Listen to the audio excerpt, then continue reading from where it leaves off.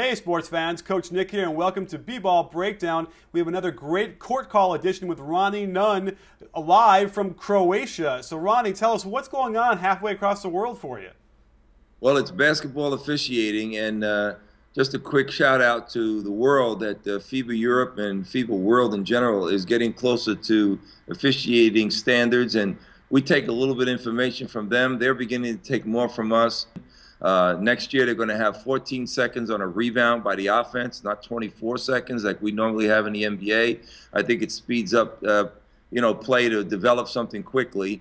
Maybe the coaches might not like it on our end, but it's an interesting process, and we'll see how it fans out here. And I'm a speaker and a consultant here, and I'm very proud and privileged to be here with them. This is my 6th year doing this work. It's a very good group. Terrific. Well, that sounds great. I know that's going to go well.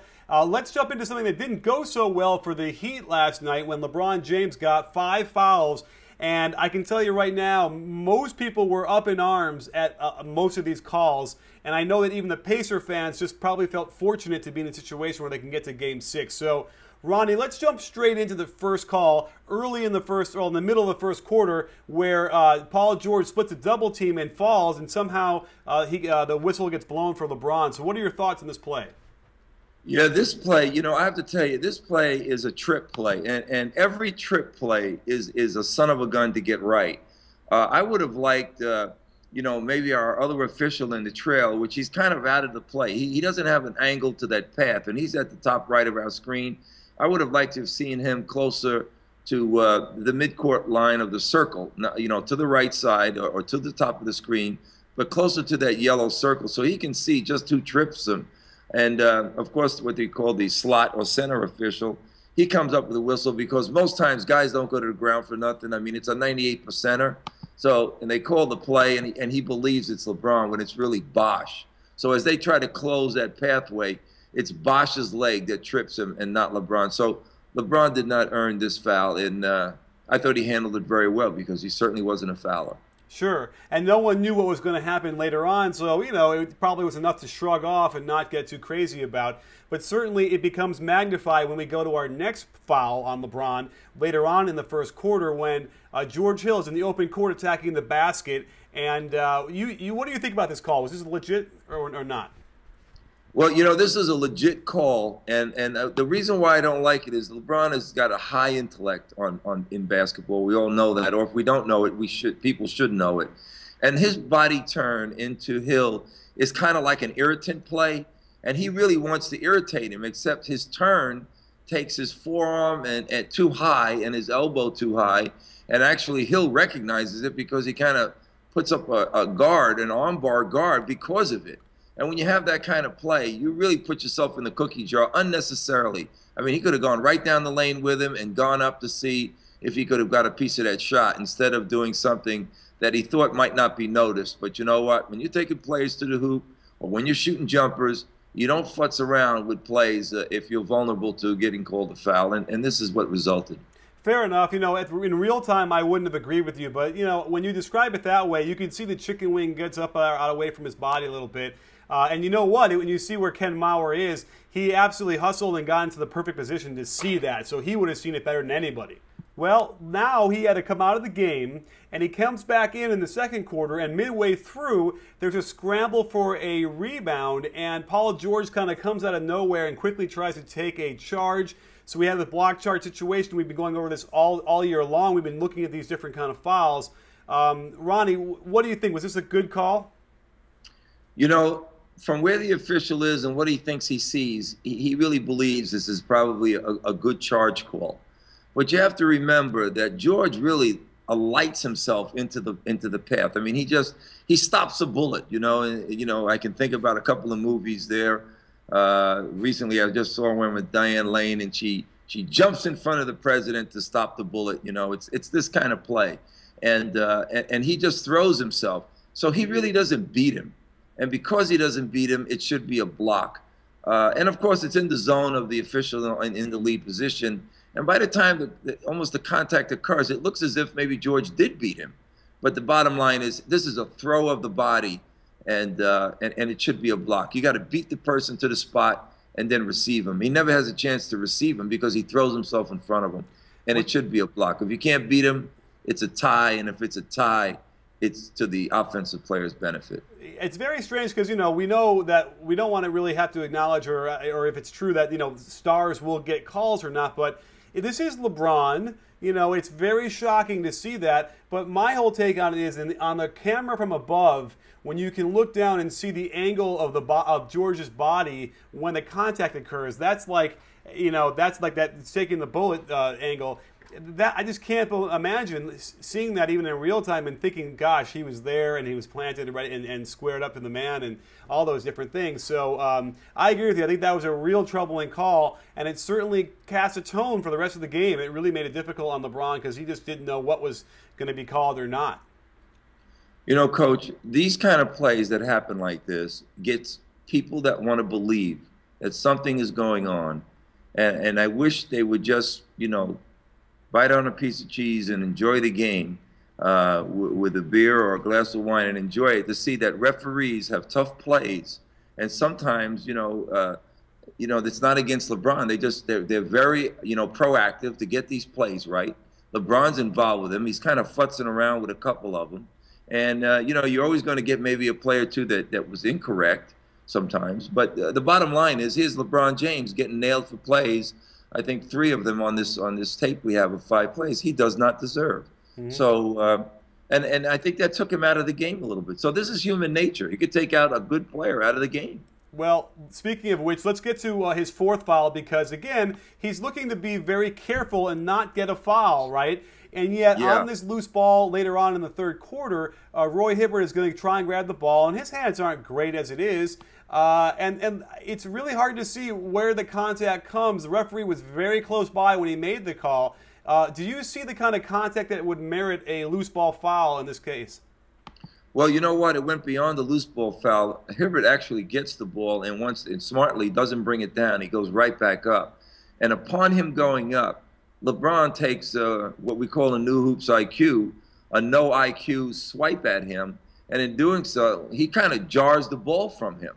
And that's what the official sees. He sees the hit. He's not worried about the jarring of the foul, but he sees the hit. I think if you have a big that really has grasp of that ball, you won't get that call, because the officials know that we don't want, not the so-called ticky-tack, but we don't want fouls that are really marginal, even especially amongst bigs that can really flush it. You know, it's not a jumper on the perimeter, but this is a touch that actually dislodges the ball a tad, and that's why you get the foul. But again, this is LeBron playing a game inside a game he doesn't need. And all of a sudden now he's getting his hand caught in a cookie jar and some stuff, along with some stuff that's undeserving, but they're tough plays. So, I mean, you know, anybody would believe he tripped on his first foul, and anybody would have believed that, you know, that the block charge was really, you know, something that he was right about or wrong about. But those are the kind of really tough plays you got to live with sometimes. Well, let's get to the last foul on LeBron in the 3rd quarter early. Lance Stephenson knocks the ball away clean, and in the scrum for the ball, out of nowhere comes the call against LeBron. What do you think about this one? Yeah, this is one foul followed by a second foul. And again, the position of the official in this is very important, because he kind of gets straight line, what we call straight line. And he is in all fairness, he is the center official. And you can see he's in the center of the screen on the bottom. And what he needed to do is, you know, when sometimes on fast break plays you can't beat the play down court, and not that he's supposed to beat this play down court, well, he should trail this play. He should follow it and see the path of the 2 players. If he did that, he would have noticed how Stephenson pulls LeBron by the waist to go for the ball, and then LeBron follows with an extended arm to kind of reroute him for the ball, and then LeBron gets called for that, because that's the time he actually gets in position to see it. And it's unfortunate that he doesn't get the first foul. Again, not an easy play. The second foul is certainly a foul, but the first one preceded it. And it's a quick grab of the waist. It just goes to show you how strong Stephenson is to move to you know, steady him to where he can get an advantage of going ahead. Absolutely. Well, Let's put our minds on another different play that got fined today. There was two of these flopping calls, one on Roy Hibbert and one on Lance Stephenson. So the one on Roy Hibbert on a rebound where he goes kind of flying into the stanchion. What do you think? Were these merited calls?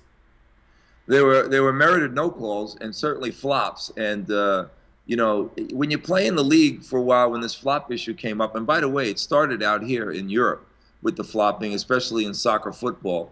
So there's been an understanding of what it looks like. We've had it in the league for a while. Hibbert just makes a ridiculous one, and so does Stephenson. I mean, the league nails this as they should, and it's non-negotiable. I mean, this is so apparent and so clear that I'm glad they struck the guys, because it's not good for the game. Obviously, they don't want flopping, and you can't fool anybody anymore with this. And if the officials don't respond to it, which they didn't, and that's correct, the league is going to respond to it, because they're not putting it on the officials to respond to it. They'll take it to the league office. Part of me felt like it was too bad that, like you had said earlier to me privately, that Joey Crawford wasn't there. This would have been a game for him. When you watch Lance's antics throughout the game, he slams into Dwayne Wade on purpose. He tries to kick his foot out from him. Then we have him blowing in the face of LeBron, which was funny, but still, you know, clearly trying whatever he can. But then the worst thing that I thought was when he got into the huddle of Spoelstra with his two players. You know, what do you think? What would you have done in a game like this if you're noticing these things progressing throughout the game? But I will tell you that in the blowing of the ear, I would have passed on it. And I mean that as an attentive official that is going to command control of the game. I would have seen how the two do that. This is the kind of antics that go on sometimes when there's talk, you know, against each other, and the officials don't pick it up for taunting. It's kind of like playful play. And I think LeBron saves him by smiling and, you know, not realizing that his ear is getting air in it. But they play on. The other piece, the fact of going into the huddle would have responded by me with a technical, and I would have saved my finger. But I know Joey Crawford would have banged the technical so hard he might have broke his finger. So in that regard, a technical should have been there. And I think a message to Coach Vogel is, if you think we're going to play around with this kind of stuff, take another guess, because his next step is gone. And Joey might not have said that, and I would have, but the bottom line is our Top Gun officials don't play that game at a serious time. And I just think he's so playful in a kind of devilish way that I don't think he realizes what the problems are that come from this kind of stuff. Yeah, and it didn't really help because, honestly, the Heat had the shot to win the game in a game that they didn't play well at all, and LeBron James barely played 20 minutes. And so that was the root of what happened, and I wonder now if Lance is thinking to himself, man, I really saved our team. I did all these things to get in their head. I don't think they got in their head. I mean, I was impressed that Spoelstra didn't even look at him when he was trying to get in there. He just went about it and ignored him like you're supposed to. But, yeah, I agree. If I were the referee, I would have teed him up right there and tried to end it, because to me, it's disrespectful to the game when you get into that kind of stuff. It's just not, you know, Larry Bird talk trash. I'm sure you probably ref those games. And that's a lot different, a lot subtle of the mind games than what he was doing. And I just felt like it kind of disrespected the game in that situation. You're right on target. And, you know, this is like the AAU games or something. I mean, his mindset is back there. He's a very talented young man. But his mindset is, you know, he's building this gusto in his career. His neck's getting bowed. He thinks he's unstoppable with some things. He knows he's talented. But he's really not steering the ship and harnessing himself. And I'm sure people are trying to do that, but they're not getting there. You know, and these were moments that he just, you know, got unharnessed. And that's not good for him. Absolutely. Well, I'm glad you can join us all the way from Croatia while you're doing some great work with referees over there in Europe. And certainly this is really important stuff to go through. And I hope that everything goes well in Croatia and that you get back home safely and soon. We had 7 women amongst 24 officials in the first half of this stay, and we have 3 women in the second half of the stay amongst 24 other officials. So 48 of their newly bred officials are out, and they're doing nice work. Terrific. Well, thanks for joining us, sports fans, and don't forget, at B-Ball Breakdown, we're not a channel, we're a conversation. You in? I'm in, Coach, all the way from Croatia.